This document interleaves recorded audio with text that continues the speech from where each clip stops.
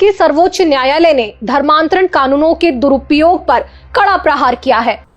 सबको जय मसीह की। मेरे प्यारे भाइयों और बहनों, आज की वीडियो हम डिस्कस करने वाले हैं एक खास बात को लेकर। आपको पता ही होगा पहले क्या होता था। जितने भी मसीह विरोधी संगठन है, जैसे कि आरएसएस हो या फिर बजरंग दल हो, ये लोग क्या करते थे, हमारे मसीह लोगों को इतना परेशान करते थे, आप सोच भी नहीं सकते। जिन लोगों ने मसीह विरोधियों का अत्याचार झेला है, सिर्फ उन लोगों को पता है कि सताव क्या होता है। अगर सताव हमारा ज़िंदगी में आए तो कितना परेशानी सामना करना पड़ता है, ये सिर्फ वो जानता है जो कभी ना कभी ये मसीह सताव को झेले हो। तो आज की वीडियो में हम डिस्कस करने वाले हैं वो मसीह सताव को लेकर। आपको पता ही होगा पिछले दिनों में एक बहुत बड़ा गुड न्यूज़ हमारा मसीह समाज के लिए आया था, और वो गुड न्यूज़ आज भी है।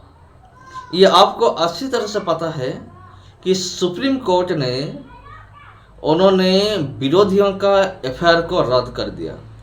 भारत के सर्वोच्च न्यायालय ने धर्मांतरण कानूनों के दुरुपयोग पर कड़ा प्रहार किया है। उत्तर प्रदेश के विवादास्पद गैर कानूनी धर्म परिवर्तन प्रतिषेध अधिनियम 2021 के तहत दर्ज की गई कई एफआईआर को रद्द करते हुए कोर्ट ने साफ तौर पर कहा कि केवल पीड़ित या उनके करीबी रिश्तेदार ही शिकायत दर्ज करा सकते हैं, कोई तीसरा या बाहरी व्यक्ति नहीं। जस्टिस जेबी पारदीवाला और जस्टिस मनोज मिश्रा की बेंच ने चेतावनी दी कि आपराधिक कानून निर्दोषों को तंग करने का उपकरण नहीं है। क्या है ये पूरा मामला, इस वीडियो के जरिए आपको बताते हैं।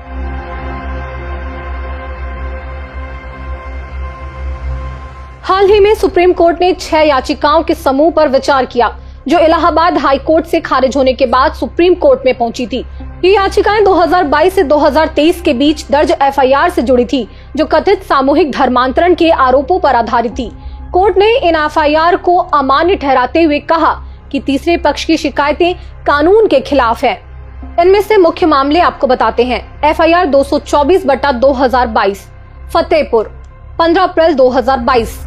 विश्व हिंदू परिषद के उपाध्यक्ष हिमांशु दीक्षित ने इवेंजेलिकल चर्च ऑफ इंडिया पर 90 हिंदुओं के धोखे से कन्वर्जन का आरोप लगाया, जिसमें सैम हिगिनबॉटम विश्वविद्यालय प्रयागराज के vice chancellor doctor Rajendra Bihari Lal, निदेशक विनोद बी लाल समेत कई लोगों के नाम शामिल थे।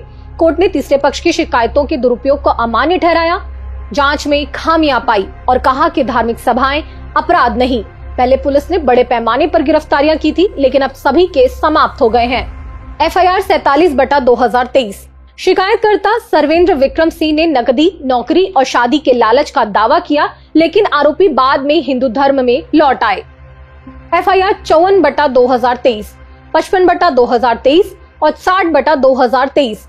ये तीनों 14 अप्रैल 2022 की एक ही घटना से जुड़ी एफआईआर है, जिन्हें कोर्ट ने एक दूसरे की नकल बताया।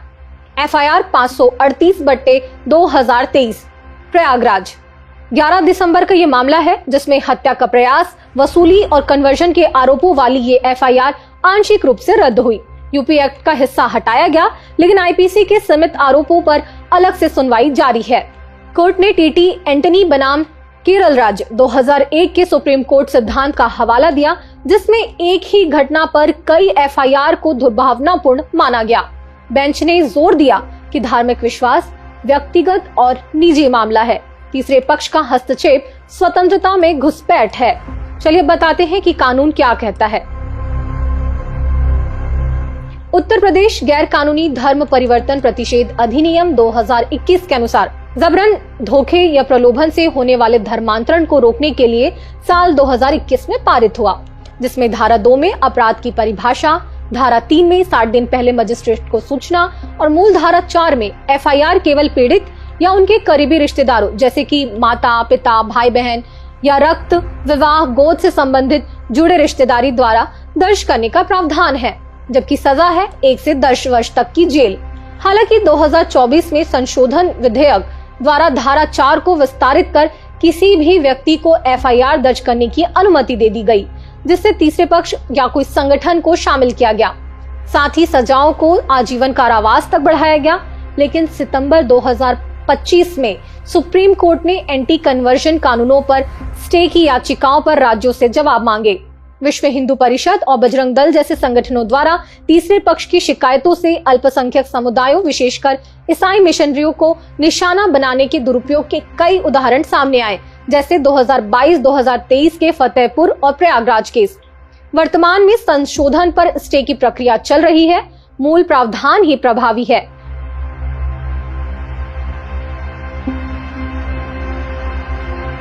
अब बात करते हैं धर्मांतरण कानूनों और राज्यों से जुड़ी उनकी स्थिति की।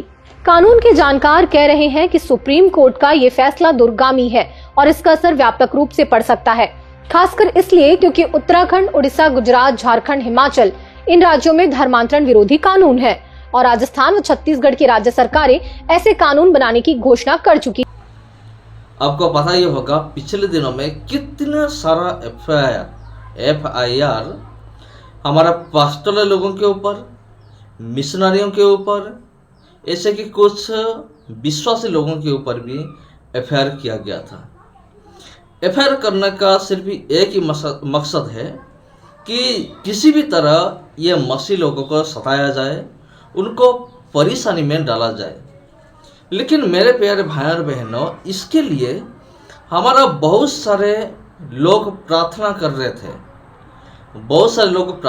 रहे थे, कि हे परमेश्वर, ये जो समस्या है आप हमें छुटकारा दीजिए।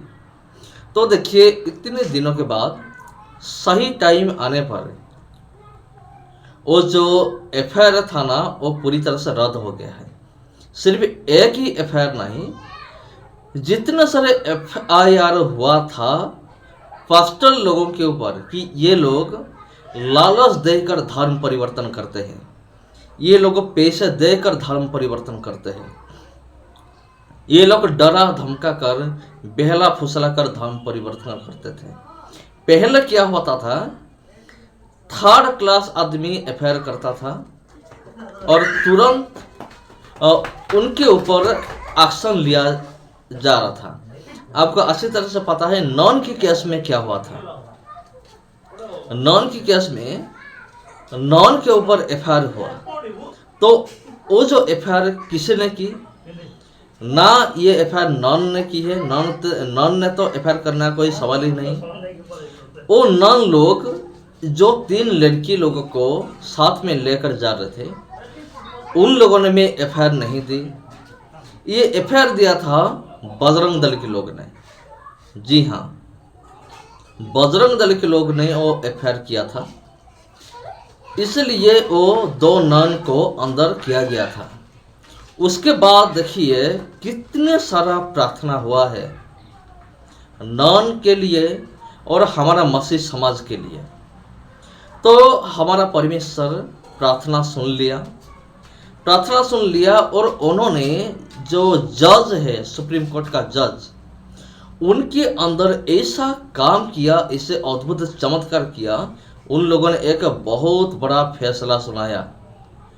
एक खुशी की बात है, उन्होंने इस तरह से फैसला सुनाया कि कोई भी 3rd पार्टी, कोई भी आदमी FIR नहीं कर सकता अगर किसी का धर्म परिवर्तन होता है। अगर किसी का धर्म परिवर्तन होता है सच में, तो जिसका धर्म परिवर्तन हो रहा है उनको खुद आकर FIR देना पड़ेगा। देखो, ये लोग मेरा जबरदस्ती धर्म परिवर्तन करवा रहे हैं, ये लोग मुझे लालच देकर धर्म परिवर्तन करवा रहे हैं, उनको FIR देना पड़ेगा। तो उसके बाद और कौन FIR दे सकता है? उनका परिवार के लोग, माता पिता या फिर उनका कोई भी करीबी रिश्तेदार, वो FIR कर सकता है। लेकिन इस तरह से 3rd पार्टी कोई भी आदमी FIR नहीं कर सकता। जी मेरे प्यारे भाई और बहनों, इससे क्या पता चलता है? इससे ये पता चलता है ये जो बजरंग दल कुछ नहीं कर सकते। अभी तो मैं कह रहा हूं कि ये बजरंग दल भाग रहे हैं। अब कहां गए वो जो विरोधी लोग, जिन लोगों ने मसीह लोगों के ऊपर झूठा आरोप लगाते थे धर्म परिवर्तन का, वो कहां गए? जब सुप्रीम कोर्ट ने सबूत मांगा तो ये लोग शब्द क्यों नहीं दे पाए? क्योंकि इन लोगों का औकात ही नहीं है मसीह लोगों के खिलाफ एफआईआर करके उनको प्रूफ कर सके कि हाँ धर्म परिवर्तन हो रहा था। इन लोगों का इतना औकात ही नहीं है। अगर इन लोगों का औकात नहीं है तो इन लोगों को प्रूफ कहाँ से मिलेगा? क्योंकि ये लोगों ने जिस चीज़ के लिए एफआईआर करते हैं वो चीज़ को ये लोग खुद साबित नहीं कर सकते कि देखो ये लोग धर्म परिवर्तन कर रहे हैं। तो आज की वीडियो कैसा लगा कमेंट करके ज़रूर बताइए। सबका जय मसीह की मेरे प्यारे भाइयों और बहनों। फिर मिलते हैं आप लोगों के साथ और एक वीडियो में। सबको जय मसीह की।